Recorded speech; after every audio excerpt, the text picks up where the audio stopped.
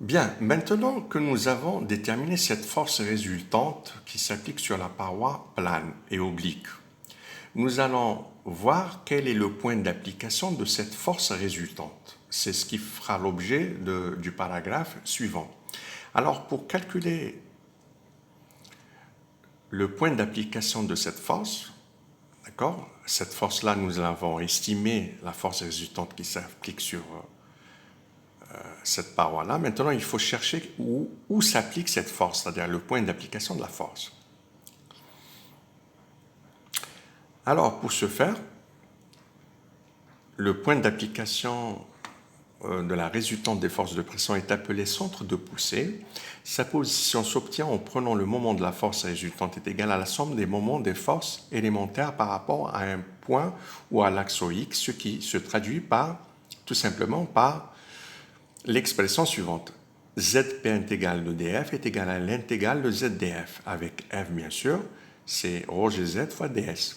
Alors que signifie physiquement cette relation-là? Cela veut dire que le moment, si vous avez par exemple un corps solide soumis à plusieurs forces, F1, F2, F3 par exemple, vous allez dire que le moment de ce corps par rapport à un axe ou par rapport à un point est égal à la somme des moments de chaque force, c'est-à-dire est égal à la somme du moment M1, moment M2, moment M3. Et le moment par définition, c'est quoi? C'est Z fois df. C'est le bras de levier, Z fois la force élémentaire. Donc, ou bien vous allez dire que le moment de ce corps-là, c'est carrément, je vais estimer d'abord la force résultante de pression qui est l'intégrale de F et je multiplie par le bras de levier, ou alors vous allez dire que c'est la somme des moments des forces élémentaires. S'il est soumis par exemple à plusieurs forces, je dirais carrément c'est la somme des moments de chaque force élémentaire. Donc voici. Et à partir de là, ZB, bien sûr, joue le rôle du point d'application de cette force. Vous le tirez à partir de cette relation-là. ZP est égal intégrale de ZDF sur l'intégrale de DF. Et l'intégrale de DF, ce n'est rien d'autre que intégrale de ZDS. Nous l'avons déjà vu auparavant. Regardez, intégrale de ZDS, c'est ZG fois S. Donc là, cette expression-là, le dénominateur est bien défini. Il nous reste à calculer l'intégrale de z carré ds. Physiquement, cette expression-là n'est rien d'autre que le moment d'inertie. Le moment d'inertie de la paroi par rapport à l'axe X. Et ça, c'est le moment statique. Z intégrale de zds, c'est le moment statique. Donc Zp n'est rien d'autre que le rapport des moments cinétiques sur le moment statique de la paroi par rapport à un axe OX, dans notre cas. Bien. Donc le moment d'inertie, on le symbolise par un I majuscule. D'accord? Le dénominateur étant est égal au moment statique, il est déjà calculé dans la première question.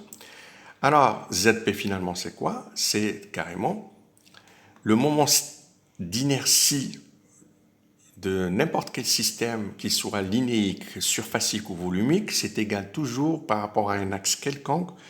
On utilise le théorème de Huygens.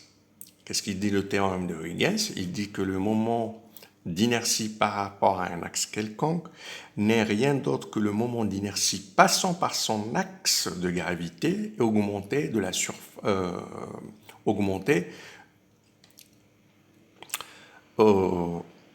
augmenté de la distance au carré. D'accord? Voici le théorème de Huygens. Le moment d'inertie par rapport à un axe quelconque est égal au moment d'inertie passant par le centre de gravité augmenté de la distance au carré qui sépare les deux axes, l'axe de gravité et l'axe par rapport auquel vous voulez calculer, fois le S. Dans notre cas, il s'agit de parois, donc c'est de surface. Quand il s'agira de volume, on mettra volume. Quand il s'agira d'une masse linéique, ça sera une longueur. D'accord? C'est égal à Zp égal à Zg fois Ig sur S fois Zg. C'est-à-dire, on va prendre l'expression du moment d'inertie, on le remplacera là.